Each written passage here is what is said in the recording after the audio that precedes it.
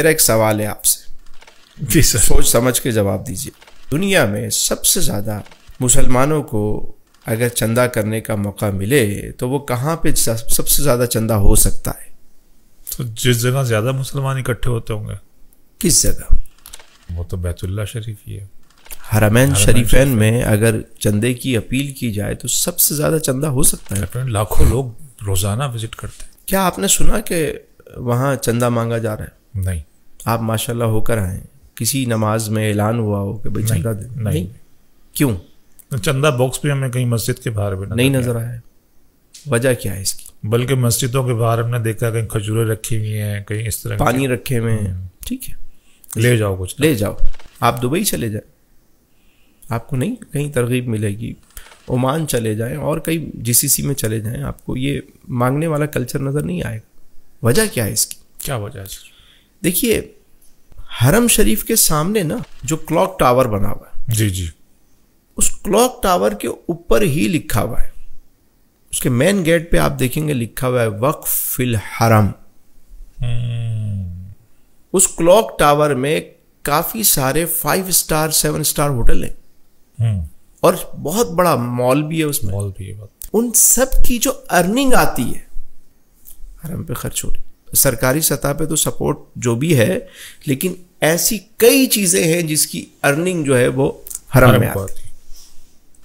मदीने शरीफ में आ जाए, अब मदीने शरीफ में सबसे ज्यादा चंदा हो सकता है, लेकिन वहां चंदा नहीं होता। वहां आप देखेंगे हजरत उस्मान बिन अफ़्फ़ान रज़ी अल्लाह ताला अन्हु के नाम से एक होटल आज भी मौजूद है। अच्छा। जिसका नाम है फंदिक उस्मान बिन अफ़्फ़ान। फंदिक उस्मान बिन अफ़्फ़ान रज़ी अल्लाह ताला। ये होटल आज भी मौजूद है। वो जगह है कि उनका जो खजूरों का बाग था जी, उन्होंने मस्जिद नबवी शरीफ के लिए वक्फ किया हुआ था। तो सदियां गुजर गईं, आज वहाँ पर होटल तामीर है और उस होटल के जो पैसे हैं, जो अर्निंग आती है, वो हरम पे खर्च होती है। और इस तरह की कई इमारतें वहाँ पर हैं, कई इंडस्ट्रीज़ हैं कि जिसके पैसे हरम में आते हैं। आप चले जाएं ईरान, हमारा पड़ोसी मुल्क है। जी जी। वहाँ इमाम अली रज़ा रज़ी अल्लाह ताला अन्हु का रोज़ा है। एतराफ़ में जितने होटल हैं, 5 स्टार होटल भी हैं वहाँ, वो सब मिल्कियत है उस ट्रस्ट की और उन सब की अर्निंग वहाँ आती है।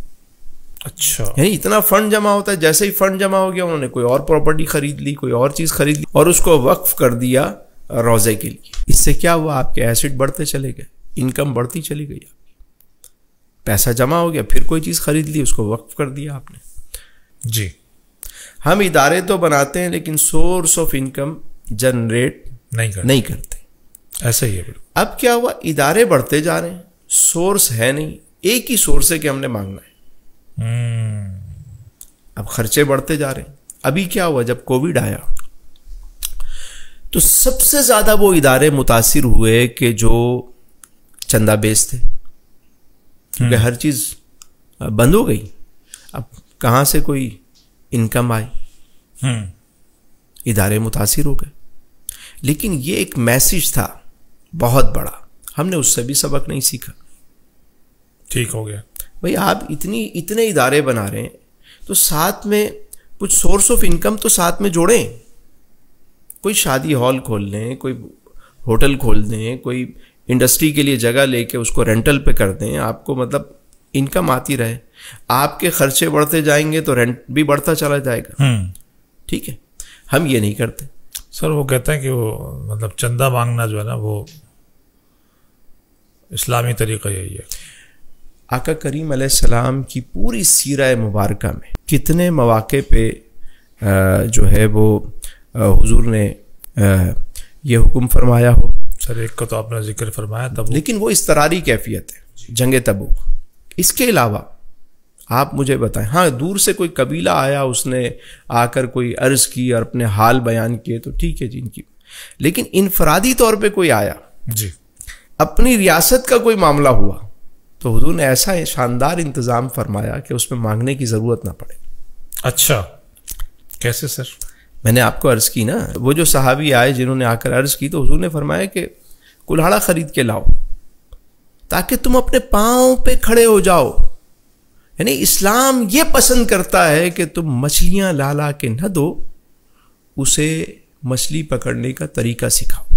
वाह वाह वाह। इस्लाम ये चाहता है कि लेने वाला देने वाला बन जाए।